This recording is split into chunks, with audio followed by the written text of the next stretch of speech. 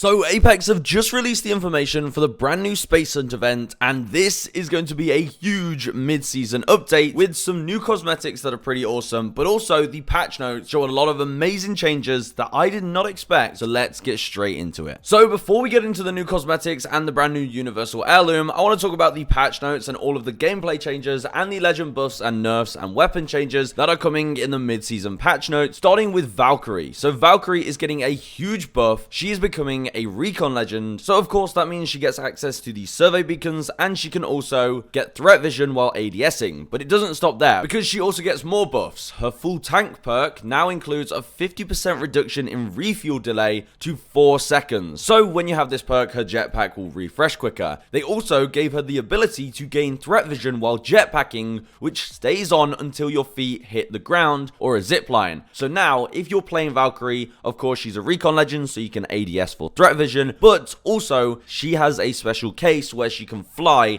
and get threat vision. So if you just jetpack straight in the air as Valkyrie, you'll have a full threat vision scan to look around for nearby enemies. It gets even better though, she becomes even more of a recon legend when you see the other upgrades they've given her. But she does also get more agile jetpack handling that feels similar to her release, and she gets some buffs to improve the reliability of her tactical. So the slow stun duration from her tactical is increased by 50%, the missile explosion radius has been increased by 20%, the minimum attack range has been decreased by 25%, so you can aim the tactical a lot closer, and the fire rate for launching all the missiles is now 25 and it was 18, so the missiles will fire even faster. And her perks have changed, which is really good for her being a recon legend. So her full coverage perk at level 3 has now been moved to level 2, and they've also added reduced tactical cooldown by 5 seconds to that perk. And at level 3 there's a brand new perk called Eyes in the Sky, where enemies are revealed from further away and through walls while skydiving. So when you're skydiving and you can detect enemies, this will work through walls. So if you take a jump tower or an evac balloon, you'll have a full scan with Valkyrie's passive through walls, so you'll know where any enemies are around you. You won't even have to have line of sight. This obviously makes her a really powerful recon legend, and I think you're going to see Valkyrie's pick rate skyrocket now that she has all of these buffs. And it sounds like Valkyrie's going to be really overpowered, and you're going to get some amazing highlights with the new and improved recon legend that you can easily capture automatically using Outplayed. I could also directly share my clips from the Outplayed app straight to YouTube, TikTok, or whichever platform you prefer. So when you're finally able to play duos, don't miss out on capturing those amazing moments with you and your friends. And I'll show you just how easy Outplayed is to set up. So if you're on PC, you can download Outplayed. There's a link in the description. And once you have that open, you can set it up to capture the entire game if you'd like, or you can manually capture clips by pressing a hotkey throughout the game, or my favorite feature is by using the highlight. This way, Outplayed will automatically save clips when I get a kill, or an assist, or if I revive a teammate, or even if I die. And after each session of playing Apex, it nicely sorts them in a designated folder, so you can go back and look at all the gameplay. And luckily, Outplayed sponsored this video, so big thanks to them, because it really comes in handy when you're hitting clips in the mid-season update. That is the biggest legend change in the patch notes. We do have a few more though. We have Fuse. They've hard capped the max radius of his scan area to be 450, which is a little bigger than his default ring. That should solve the problem where people are using glitches to make a giant ring of fire to scan a larger radius, and they've disallowed mortar targeting on multiple objects within the player's control to prevent perfect setup. Obviously this is just to try and fix those Fuse bugs. For Rampart, they've lowered the delay before you can re-enter Sheila's turret to 0.15 seconds. It was 1 second, so you can just get on and off Sheila's turret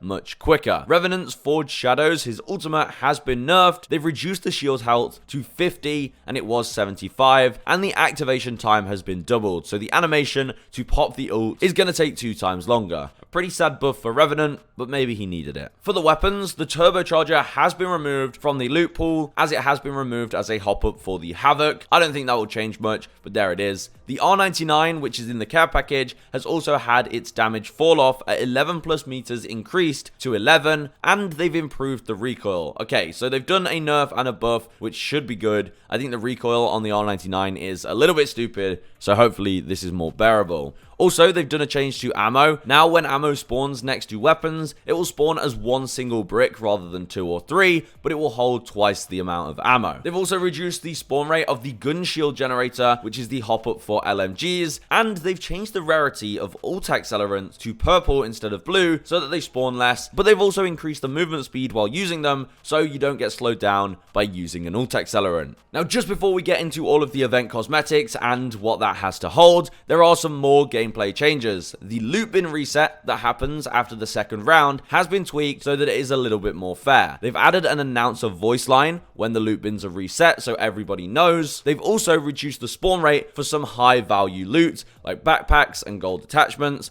after the reset. They've also made it so if you open a loot bin right before the reset happens, instead of that loot bin closing and then you'll have to reopen it, it will just spit out the loot onto the ground, so you don't have to stand there and wait for it to close, so then you can open it again. A pretty nice quality of life change. They've also made those gold loot bins have fewer gold items via smart loot when opened, so you're not constantly getting the best items that you need. The mythic loot bin will also now give large healing items more consistently, and they've reduced the spawn rate of the gold loot bins and should more consistently redistribute them around the map. Speaking of loot, they've also improved the contents of loot ticks. On the rare chance you find a loot tick, there's now no more white and blue rarity attachments and equipments from the loot, and instead there's better chance of getting gold weapons. They've also removed phoenix kits and hop-ups from the possible loot pool for a loot tick. So that is all of the gameplay changes, legend changes, and weapon changes coming in the mid-season update. As you can see, a lot of pretty interesting changes, and it will definitely be good trying out Valkyrie in the new split. Now let's get on to the Space Hunt. This is once again going to be a milestone event rather than a collection event, and it will have 36 cosmetics, such as these Space Hunt legendary themed skins. It's kind of like Space Pirates and Space Cowboys. You can see you've got the Wraith Cowboy skin, you got a pretty interesting looking Mirage skin, the Ash skin looks pretty cool, the Gibraltar skin looks awesome with his mustache, the Ballistic skin again really looks like a pirate, and the Bangalore skin again also looks a lot like a pirate. And here you can see some of the weapon skins that go with those skins. They look pretty nice, some of them with the wooden handles and the really cool detailing on the metallic weapon. But overall, I think they're kind of hit and miss. Some of them are really cool, some of them really don't look that great. But since it is a milestone event, there will be some milestone rewards, but the heirloom reward will be obtainable with a very small chance when you open every single pack, but there's a high chance that you'll have to open all 36 packs, and I don't even want to know how much that's going to cost. But the universal heirloom, if you do get it, is called the Serpent Sting, and it is this hook sword. So I thought the hook swords would be 2 of them, but it is just 1, as you can see, and this is the new universal heirloom, and it will have customization. So once you get the Serpent Sting,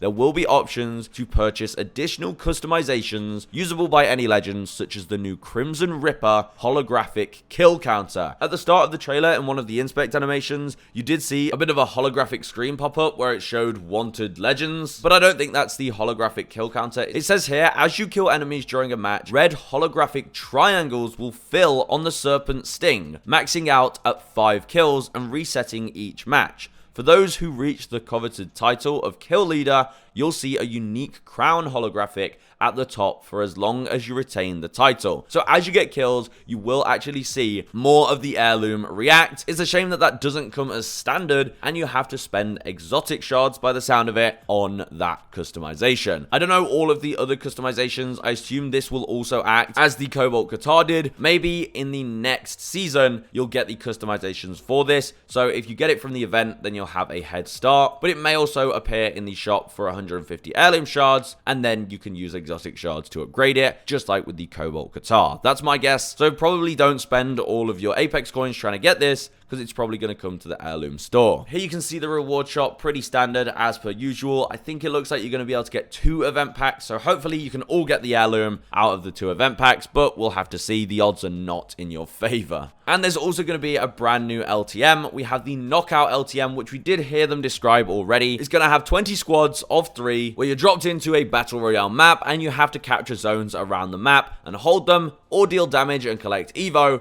to rack up points, and the 5 lowest scoring squads are eliminated after each round. You'll have infinite respawns as well, and after 3 rounds, the final 5 squads are redeployed for an all-out battle where only one squad emerges victorious. So it's just Battle Royale where you have to hold some capture zones or deal so much damage that you make your way up the leaderboards and don't get knocked out for being last. Sounds like an interesting LTM. It's probably going to be fun for a few days. They're also going to be releasing some challenges for you to unlock Crypto and Watson for free. From September 17th to October 15th, there's some crypto trials to unlock Crypto, and October 1st to October 15th, there's some Watson trials to unlock Watson. Duos is also finally coming back. A lot of you asked for it, and guess what? It's not coming back for good. Duos is going to be back until the end of Season 22. I don't know why they're making Duos a limited time mode. It doesn't really make any sense, but that's what they're doing. And finally, some quality of life changes that are coming in the mid-season update. Valkyrie can now cancel her tactical by melee punching. They've added the ability to manage your inventory while healing and ziplining, which is very nice. And the E-District map has had some improvements to make it a better map. They've added some assets around to aid climbing up walls in certain areas. They've also added 2 survey beacons to the north side of the map. The Electro Dam spillway slope can now also be traversed upwards, so you can run up it now. And the ground loot and loot bin count has been increased. 100 loot bins have been added to the map,